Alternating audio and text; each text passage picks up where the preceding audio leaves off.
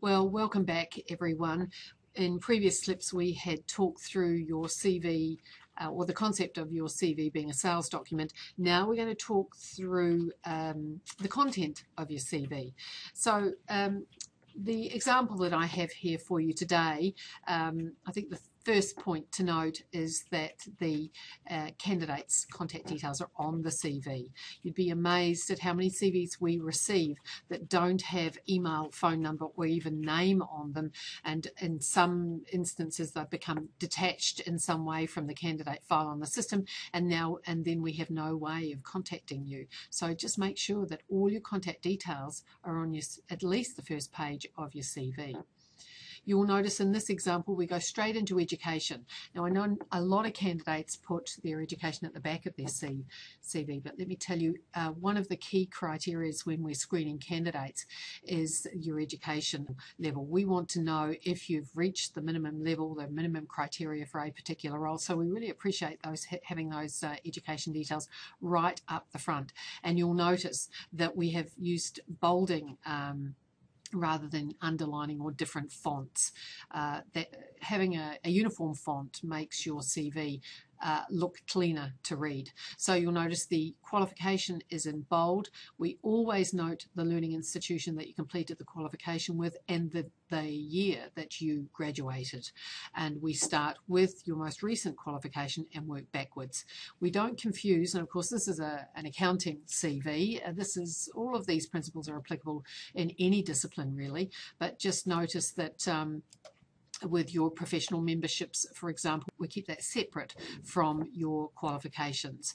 So two separate headings, one for education, one for professional memberships. So this particular candidate became a full member of the CPAs in Australia in 1988. And then directly underneath that, we might talk around professional development. So this is training courses. And we commonly see candidates' CVs for training courses that go back 10 years.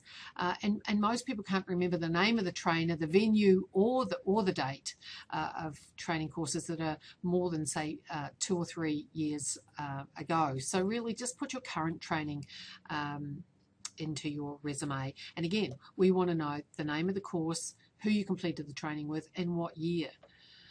If the course is in-house, then write Advanced Microsoft Excel with ABC Company in 2013. And then we talk about software skills, another key bit of information that will add more weight to your application.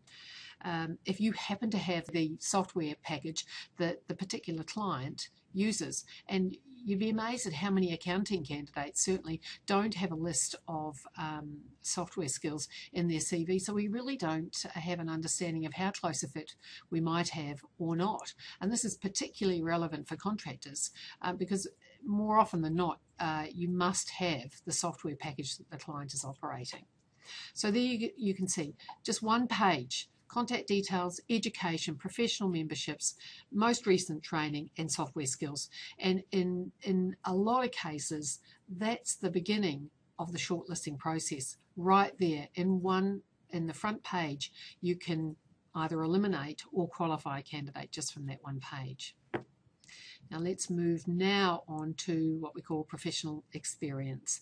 So a separate heading. This is your work experience.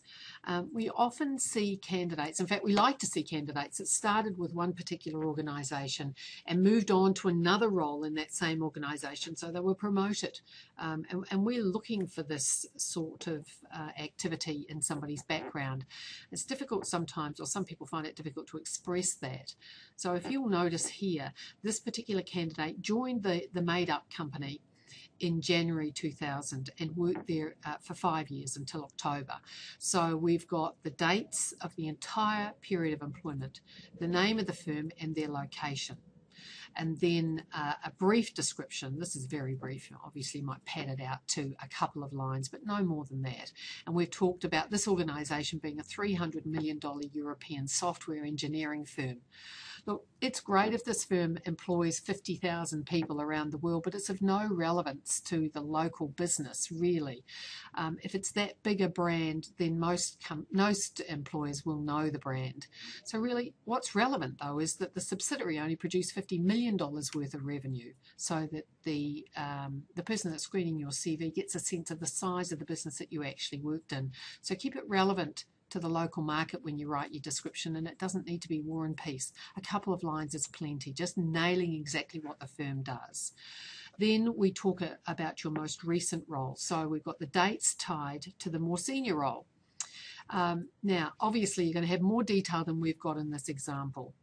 But really, just to give you a sense of how this should work, the first line in your resume should talk about your reporting line. So in this case, the commercial manager reported to managing director, managed a team of 6 business analysts located across the nation, and was a member of the leadership team. So these are your reporting lines. Then we talk in the first few lines about the key thrust of the role, why you were employed.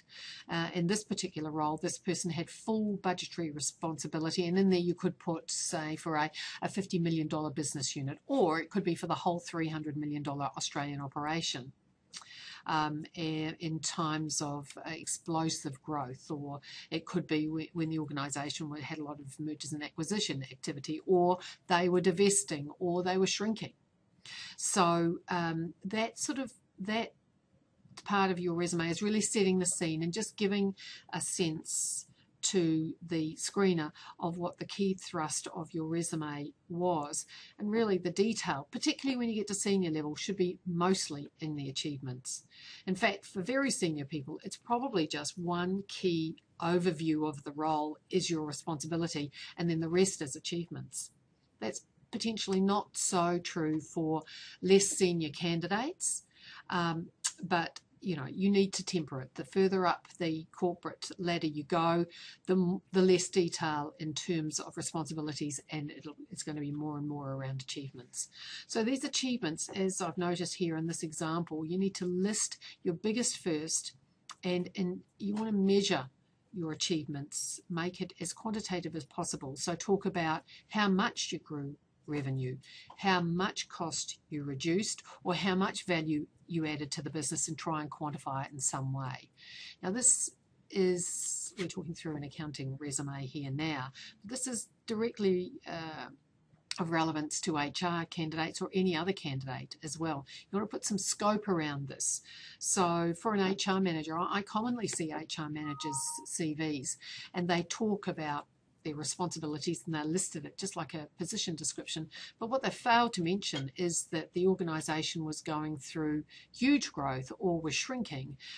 It was a mix of, half the workforce were blue collar, and it was a heavily unionised environment, which creates a certain, sets the scene. Or, we haven't even mentioned the client group size that you have to manage. And in some organisations, some HR managers have a massive client group, and that gives us a sense of how much of a role you can cope with and the sorts of volumes that you had to deal with. So back to this career progression matter I mentioned. So you can see that this particular candidate had the first 3 years as a business analyst. So we've got the dates of that particular role, the key responsibilities, and achievements. Obviously, this is padded out in your resume, but I'm just giving you an example here. So you've separated the two roles, and you've tied the achievements for each of the separate roles to those roles. Please don't put your achievements on a front page. And I see this often, all of the achievements put into one space on a front page, covering the entire page in writing. It's not fun to read. And really, we want to know what achievements you achieved in which role.